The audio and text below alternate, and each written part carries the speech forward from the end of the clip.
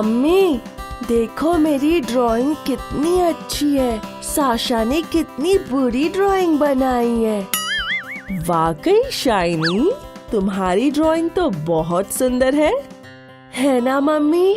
मुझसे ज्यादा अच्छी ड्राइंग कोई नहीं बना सकता, और साशा तो बिल्कुल भी नहीं। मम्मी देखो, शाइनी मुझे चिढ़ा रहा है। क्या मेरी ड्राइंग सच में इतनी बुरी है? नहीं साशा, थोड़ी प्रैक्टिस से तुम भी अच्छी ड्राइंग बनाना सीख जाओगी। नहीं सीख पाएगी, नहीं सीख पाएगी। शाइनी, ये बुरी बात है। आज मैं तुम दोनों को एक नई कहानी सुनाती हूँ, घमंडी मोर की कहानी। ये नई कहानी। सुंदरवन नाम के जंगल में बहुत सारे पक्षी रहा करते थे। सारे पक्षी आपस में अपना सुख दुख बांटकर हंसी खुशी रहते थे। लेकिन उस जंगल में एक मोर था जिसे अपनी सुंदरता पर बहुत घमंड था। तुम सब पक्षी झुककर मुझे सलाम करो, क्योंकि मैं ही सबसे सुंदर हूँ और मैं ही यहाँ का राजा हूँ। मोर की तानाशाही से जंगल के सारे पक्षी परेशान हो गए। मोर छोटे पक्षियों का खाना खा जाता और कौवों का उनके काले रंग और भद्दी आवाज के लिए मजाक बनाता था। काले कौवे, क्या तेरे पास मेरी तरह सुनहरे पंख हैं? मोर के घमंडी स्वभाव से सारे लोग परेशान हो गए। तो वो एक बूढ़े हंस के पास गए और उनसे उपाय मांगा।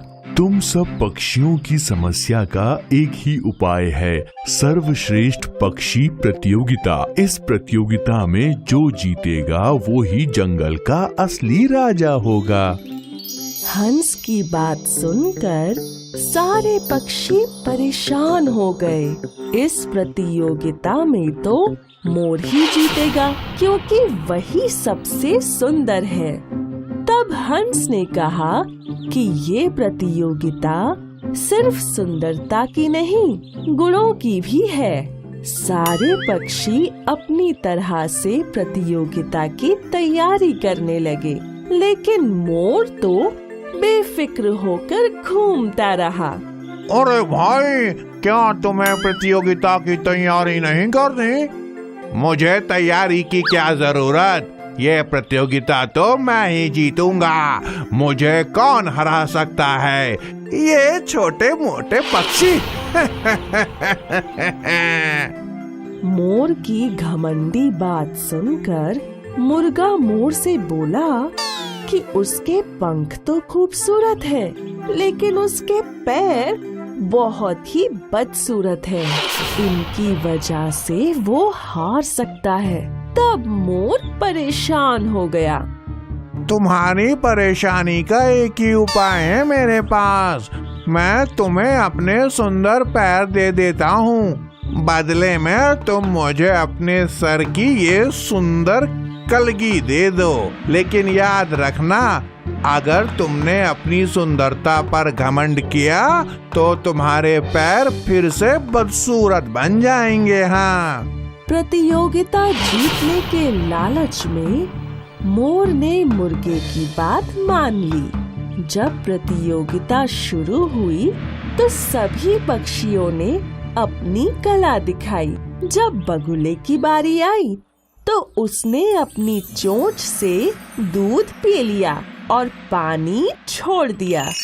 उसका ये कौशल देख सभी ने सफेद बगुले को सर्वश्रेष्ठ पक्षी चुना।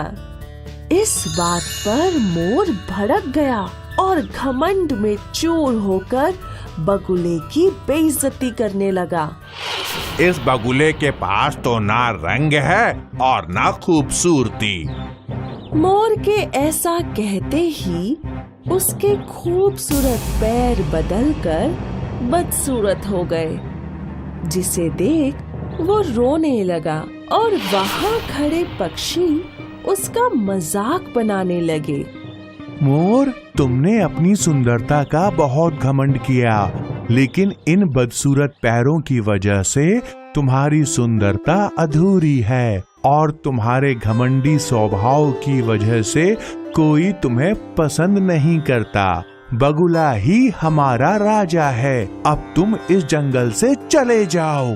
हंस की बात सुनकर मोर को बहुत पछतावा हुआ। आज भी मोर जब भी अपने बदसूरत पैरों को देखता है तो बहुत रोता है। कहानी समझ आई बच्चों? हाँ मम्मी, इस कहानी से मुझे समझ में आ गया कि हमें कभी भी घमंड नहीं करना चाहिए और जो इंसान घमंड करता है वो अकेला रह जाता है।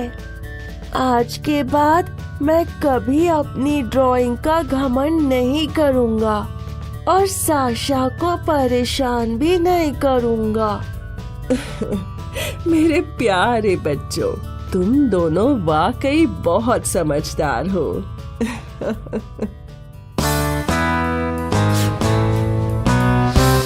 शाइनी, मैं तुमसे कभी बात नहीं करूँगी।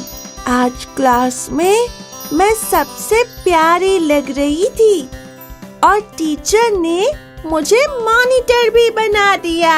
क्या हुआ बच्चों? आपस में क्या बात कर रहे हो?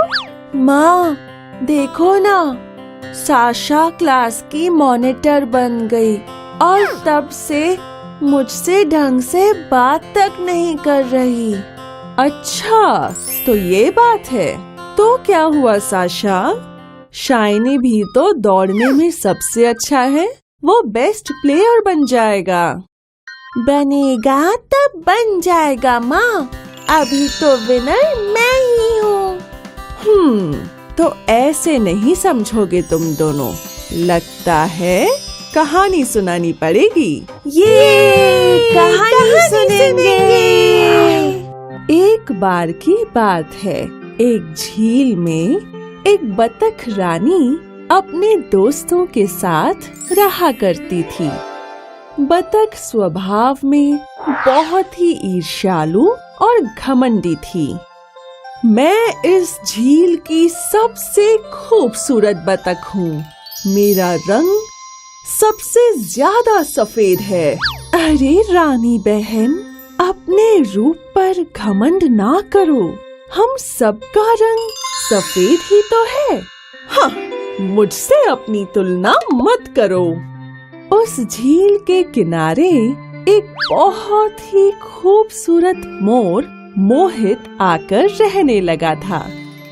मोहित के पंख बहुत ही बड़े और खूबसूरत थे और बारिश आते ही वो नाचने लगता था।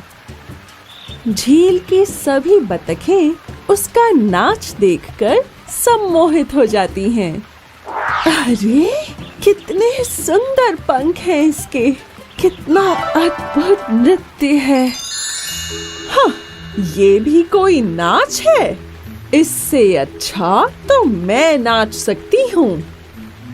और सारे पंखों में जैसे बस रंग भर दिया हो। इससे अच्छे तो मेरे पंख हैं। अरे, तुम्हारे पंखों में तो रंग ही नहीं। तुम्हारे पंख कैसे अच्छे हैं? रंग नहीं है तो क्या हुआ? रंग हो जाएंगे। मुझे कुछ करना होगा, वरना सब बतख मोर को पसंद करने लगेंगी। रानी मन ही मन मोर से बहुत ही ईर्ष्या करने लगती है। एक दिन वो अपने एक चित्रकार मित्र मोंटी चूहे की दुकान में जाती है। आओ बहन, आओ। इतने दिन बाद कैसे आना हुआ? बस भाई, ऐसे ही आपकी याद आ रही थी। ठीक है बहन, बैठो, मैं तुम्हारे लिए चाय बना लाता हूँ। जब मोंटी चाय बनाने अंदर जाता है रानी फटाफट 2-3 रंग उसकी दुकान से चुरा लेती है और अपने पर्स में रख लेती है। थोड़ी देर मोंटी से बातचीत करके वो घर लौट आती है। अरे, कहाँ चली गई थी रानी? बस यूं ही अपने एक पुराने दोस्त से मिलने गई थी। रानी रात होने की प्रतीक्षा करने लगती है। रात होते ही वो सब रंगों का घोल बनाने लगती है और अपने पंखों पर लगाने लगती है। अंधेरा होने की वजह से वो रंगों को पहचान नहीं पाती। अब मुझे सबसे सुंदर पक्षी बनने से कोई नहीं रोक सकता। मेरे पंख सबसे सुंदर होंगे। रानी सब रंगों को अपने पंखों पर लगाकर सो जाती है। सुबह जब वो उठती है तो सभी बतखें उस पर हंस रही होती हैं।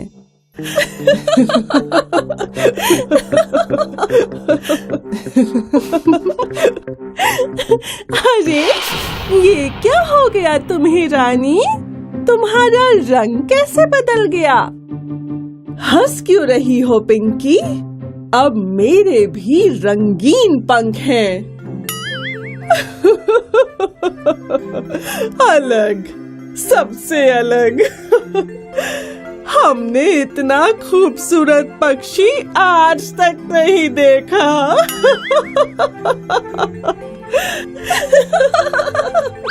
और इस तरह से झील की सारी बतखें रानी का मजाक उड़ा रही होती हैं।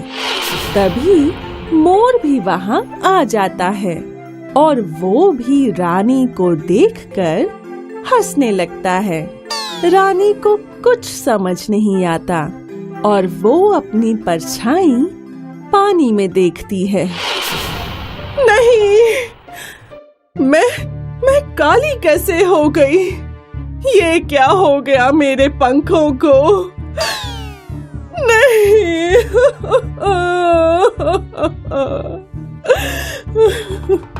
हे भगवान, मोर तो मेरे सफेद पंखों की प्रशंसा कर रहा है और मैंने उसी से ईर्ष्या करके अपने रूप रंग को खराब कर दिया।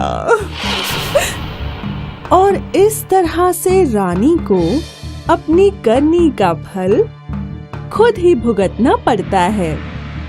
अपनी ईर्ष्या और जलन की वजह से उसने अपने सुंदर सफेद पंख भी खो दिए। तो कुछ समझे शाइनी और साशा या नहीं? हाँ, कितना गलत कर रही थी ना रानी? पर तुम भी तो वही कर रही हो ना साशा, अपने दोस्तों और भाई के साथ ईर्ष्या। हमें दूसरों से कभी भी ईर्ष्या नहीं करनी चाहिए। भगवान ने सबको कुछ ना कुछ गुण दिए हैं। हमें उसकी प्रशंसा करनी चाहिए और दूसरों से कभी भी ईर्ष्या और तुलना नहीं करना चाहिए। यस माँ, अब ऐसा कभी नहीं होगा।